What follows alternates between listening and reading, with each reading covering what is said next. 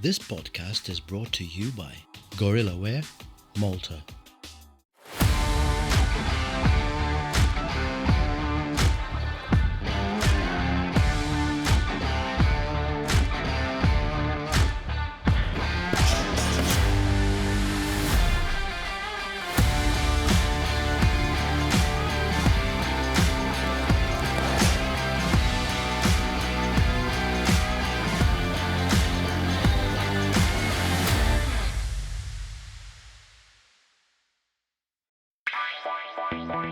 What is the main message we are trying to pass on to people? Yeah, that's a great question. And I think, well, I don't really think, I know. The purpose, from my perspective, especially when, you look at social media and you see a lot of people are doing a lot of the same things. First of all, I don't want to do the same thing as everyone else, and I certainly don't want to preach the same thing as everyone else. And I haven't had that. I've had that mentality since when I started, and that was essentially to educate people, to empower people, to help people look within themselves to discover their true self, their power, the power that they have within them to be able to shape not only their physical self, but their health within themselves, their mental health, their confidence, their self-esteem. I mean, in the end, we have one life to live, and it makes little sense to me to live it in spiritual poverty, in emotional poverty, struggling to get by, and just not feeling like we're maximizing our abilities. So I always felt and feel now that I want to share that message. I want to share a message of not necessarily hope, but of the reality that people have the ability within themselves to become anything they want to be. Every time you see someone who wins an Oscar or they win a gold medal and they're interviewed, they always say, well, first I want to thank God for giving me the ability. And for all of you people out there, don't ever think that you can't do it, because you can do it. And they always say that. It's sort of like a cliche, but then if you really think about it, if you've ever been in their shoes, you would know that's exactly the truth. We can do anything that we want to do, regardless of what that is, as long as we believe in ourselves enough that we can do it, and if we know how to do it. And so this podcast, for me especially, is just to provide people with the how. And not to say that I know everything, because I've been in the business for 38 years, doesn't mean I know everything, but I've seen a lot of things, and I've seen things that work really well for people. And the common denominator of what made it work for all the people that I've worked with is what happened in between their ears, the mind. It's not the work, it's not the eating, it's not the discipline, it's not the focus necessarily. It first starts, in the mind. And that's what we want to share here and get across to people, in hopes that if they, jump on board and start, exercising some of these ideas, that they too can find their true power and their true self and become whatever they want to be. How long does it take people to transform their physical appearance? Well, how long it takes for someone to transform is probably as relative as asking someone how long they're going to live. Like it depends on the situation.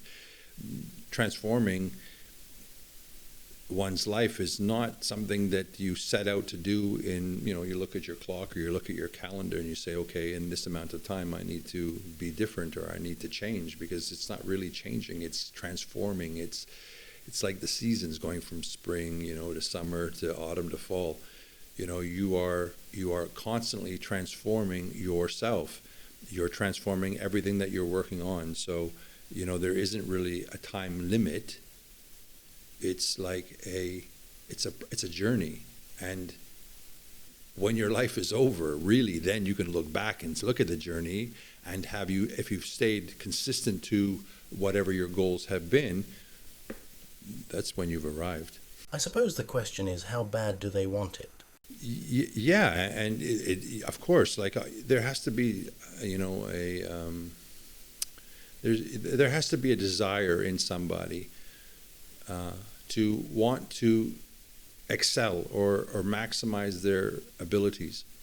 So, when we're talking about health, it's we in the social construct of things, we think health is, weight. It's a certain weight, it's a certain structure, it's a certain look. And you look at someone and you say, well, that person's in shape. And then you look at someone else and you say, well, that person's certainly not in shape. And we sort of categorize it like that. But in fact, you can look at someone who is in shape and they may look physically okay, but inside they're completely at odds with life. They are, on death's doorstep, because of the things that they're doing. So with that being said, anyone who is trying to obtain a healthy life and lifestyle, since it will be a way of living, it's something that you're not born to do necessarily, but it's something that you adopt and you work at. There's no limitation. There's no time frame to that. How bad you want it is going to propel you to keep making an effort to adopt a lifestyle that becomes automatic for you for the rest of your life. So, 50, 60, 70, you're still doing the things that you were doing 50 years ago because you're trying to accomplish a said ideal way for being, whatever that is. So, I can't tell you, well, this person, like I said, this person looks like this, so they're healthy. You can be slightly overweight, still be healthy, and most importantly, be healthy, sound, and in your mind, healthy here, have a good self-respect for yourself, a good self-value. You love yourself, you're convinced with who you are, you're a good person, your characters are right, your authenticity is real, and you do the things that are necessary to keep your heart and your lungs and your body functioning properly. That's healthy. Overall, that's healthy.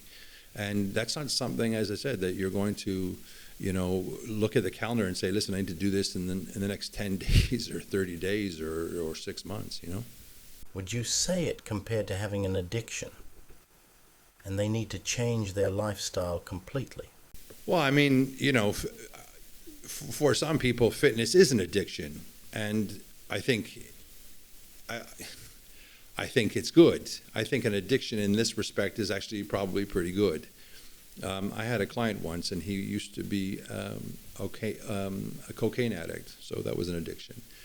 And when I saw him in the gym, because he was training every once in a while, I told him I would like to do a TV show with him because I think for a 52-year-old man, he could have a lot of impact on men who were his age, and he could do something great. And I said, instead of, weighing out your drugs on a scale, you could weigh out your chicken on a scale and take the same approach that you've taken to using drugs and apply that to becoming healthy, and what a life that would be. And inevitably, that's exactly what he did. You have to have a real deep desire to be successful, to accomplish what it is that you want to accomplish. And then this is something that needs to be at the forefront of your mind every single day. You don't want it to rule you in the sense that you don't enjoy life and there's no balance. You want to be able to still have fun and do other things. But you want to do all the things that you want to do within the realm of what is healthy and good and best for your own life, So obviously, you're not going to, be, as some people may do, train 5 days a week or whatever the case is. On the weekend, they drink a bottle of scotch or whiskey and throw it all away, that is going against, obviously, the lifestyle of being healthy. So you want to have fun, you want to enjoy your life, but in some sort of way, you do want to make it a priority. So the decisions that you make in your life about anything, your job, your your relationships, everything. They should all have a healthy lifestyle motto attached to it. Does self-love come in as one of the primary factors? You've got to love yourself. And that's not something that just comes automatically. We're not born loving ourselves. I mean, that's something we have to actually teach ourselves. We have to work at that.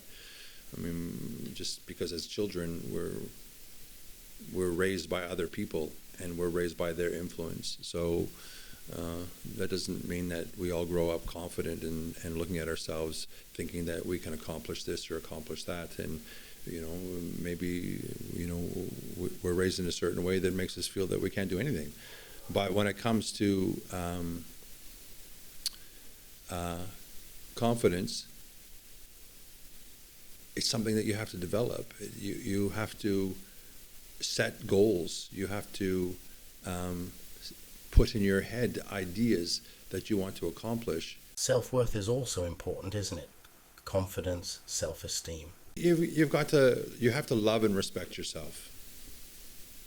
You have to, and when I say you have to, I mean that's a tough thing to tell someone. You have to do this, you have to do that. When you love yourself, when you respect yourself, then you will treat yourself properly. It's like having children. If you want them to grow up to be positive and confident and in the best way possible, which we usually all want for our children, we don't encourage them by telling them that they're no good, that they're ugly or they're fat and that they're useless and you never wanted to have them. You do the opposite. You tell them all the great things and the positive things. Yet when it comes to ourselves, a lot of times people are looking at themselves in the mirror and criticizing themselves. They're critical. They see themselves no good. They see everyone else 10 times better than themselves. So, and they just don't feel like they're worthy of anything. So if they're not worthy, then why should they take care of themselves? Because they don't see any value in there. They don't see value in themselves. They don't feel there's a necessity to do it. Matter of fact, it's better if they do nothing so that they can blend into the wall so that people just look past them without actually looking at them and maybe having critical things to say to them. When you develop a sense of value for your own life and a sense of respect and love, you will treat yourself as best as you possibly can so that you're walking through life in the most positive, beneficial way without caring about what anybody else thinks. It's not about anybody else, it's about you, it's for you. And if you do love yourself and respect yourself, your body is the house that you live in.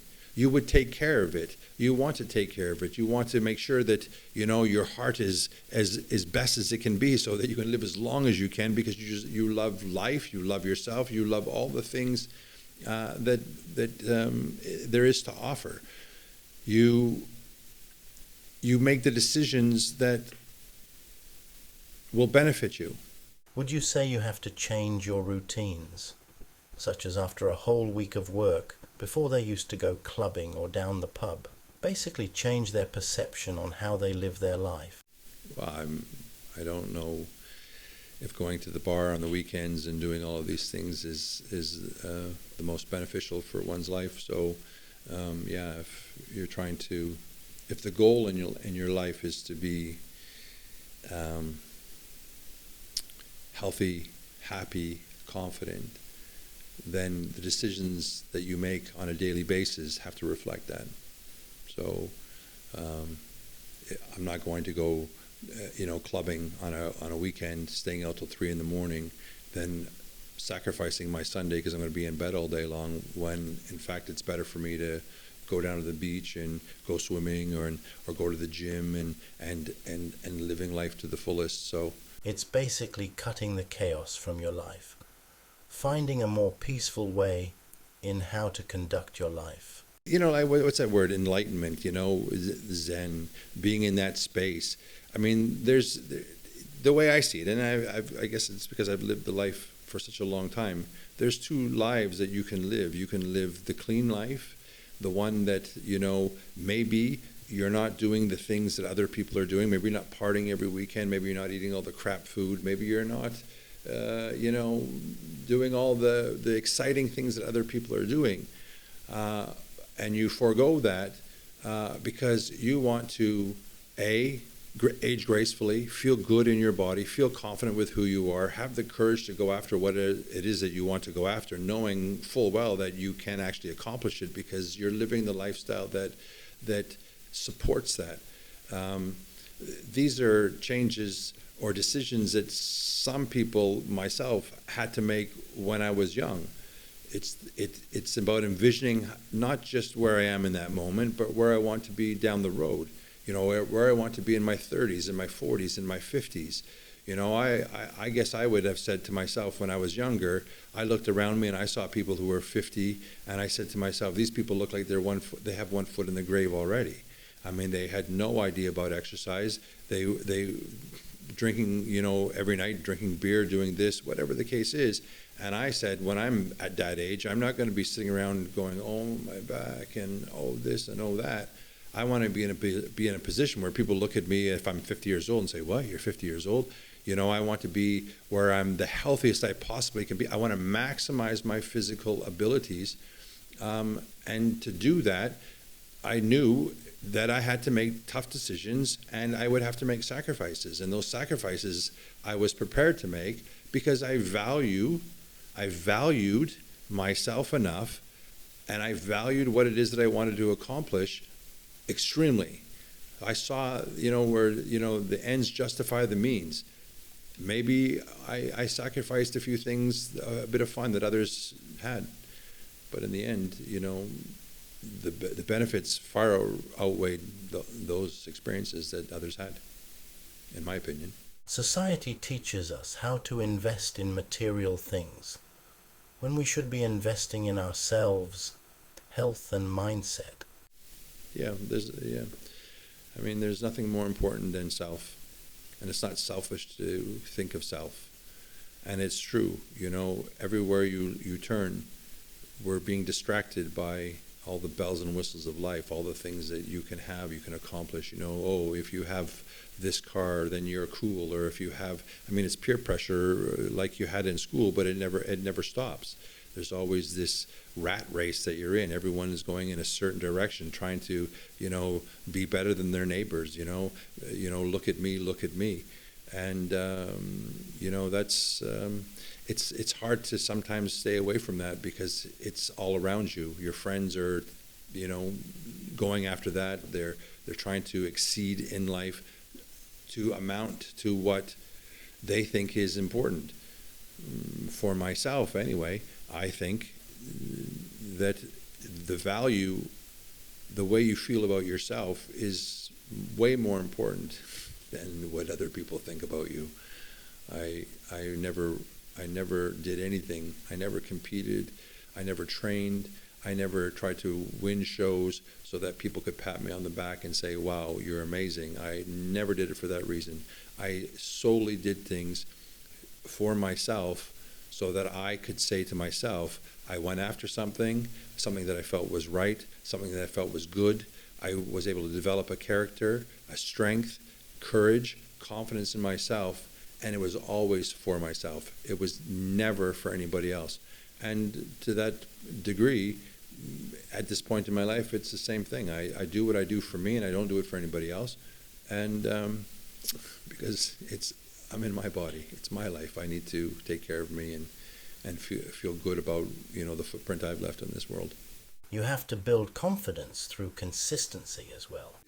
Confidence just automatically comes. Like, it just comes when you just repeatedly do things, like going to the gym all the time and training and setting goals for myself and then accomplishing those goals. And like when I started training, I was like the size of a stick, and I always envisioned myself to be huge, and huge to the extent that it might freak people out, because I wanted people to sort of stay away from me, not to be too close to me.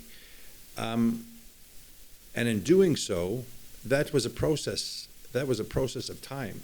It didn't happen overnight. I needed to put myself into that goal, and I needed to do what it took every single day to see it come to fruition. And I wouldn't even have known when it came to fruition. It's, I can't even say that I've even accomplished it to this point. It's just it's a way of life, You have to create milestones to set your objectives, yes? Well, I mean, you don't shoot for the top immediately. I mean, it's like climbing a mountain. It's step by step by step. So all the way along, you're setting milestones. You're setting. And you're enjoying the journey basically as well. Well, obviously, yeah, because everything is new. Like everything that you're accomplishing. So while you're growing and changing and learning, you're always learning new things. You're learning new things about yourself. You're learning more of your strength. You're discovering your limits. I think we're all limitless, to be honest with you. And the thing is that we don't know what our limits are if we don't push them. So constantly, you're always pushing and pushing and pushing, and you get to a milestone. And you say, "Oh my God, look what I've done!" Like I competed in 1986, and I won, and I said, "Oh my God, I won." But it didn't stop there. I can't say that after I won that show, I walked out of there really confident as a human being or as a man. I'm a confident man, and everything that in my life is going to be rosy from here. No, because my self-confidence still wasn't there. It's something that also grows with you. It grows with you as you keep surging forward, pushing your limits, feeling insecure about maybe, is it going to work? Will I succeed? Will I win? Will I not win? Will I change? You don't know these things. You just keep trying and you keep pushing. And lo and behold, as you keep pushing with this belief in yourself that, okay, I'm going to do everything as right as possible, and you see yourself changing and acquiring different goals, you start to have this innate sense of, I can do it, and there was a moment in my life when I knew, I just knew that whatever I wanted to do, I could do. And that came from all the hard years of sacrifice and work and effort and all the insecurity that I had to go through that propelled me to go forward, because being insecure, especially for me, it means I didn't like who I was. I wanted to be better. I wasn't good enough. And feeling that way, I'm sure I was good enough for who? I don't know. I was good enough. But I never felt that way. So I kept trying to push and push and push to better myself. And in doing so, at some point I started to realize, well, I'm sort of here. I'm winning shows. I've got clients. I'm helping people's lives by sharing my story with them. I'm changing. They're changing. And then I started to realize that all of those things all the pinnacles that I've reached is because of the things that I've had to struggle through, the adversities that I have had to go through to get there. And then I realized that no matter what,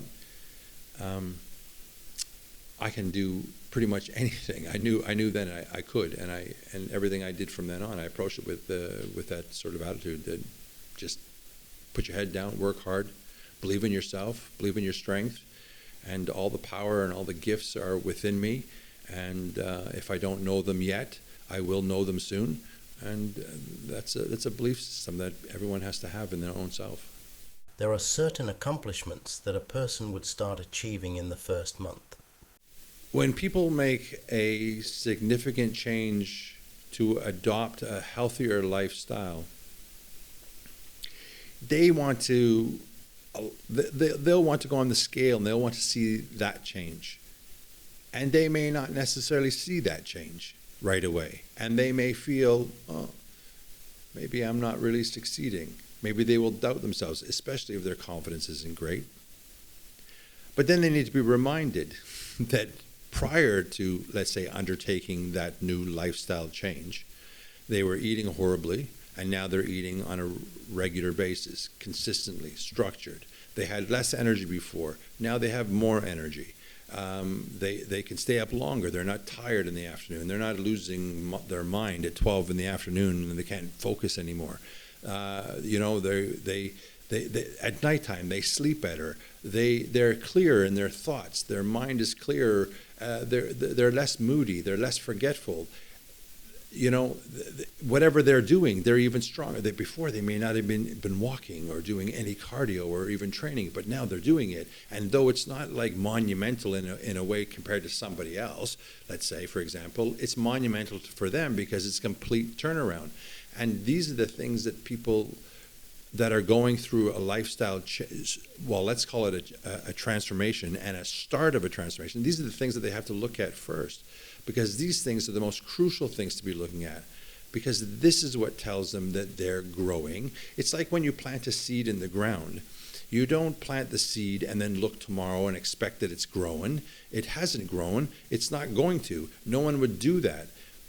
However, when you plant a seed into the ground, when it hits the soil and the chemicals and the water and the